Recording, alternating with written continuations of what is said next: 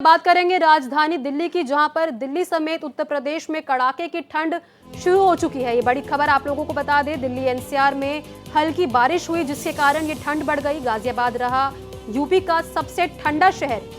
तो वहीं गाजियाबाद में 6.5 डिग्री तापमान दर्ज किया गया। यूपी में कोहरे को लेकर येलो अलर्ट भी जारी कर दिया गया है। तो ये खबर उत्तर प्रदेश और दिल्ली एनसीआर से आ रही है, जहां पर ठंड का कहर अब बढ़ने लगा है और गाजियाबाद में 6.5 डिग्री तापमान दर्ज किया गया था। आईएमडी द्वारा कोहरे का अलर्ट भी जारी कर दिया गया है उत्तर प्रदेश में।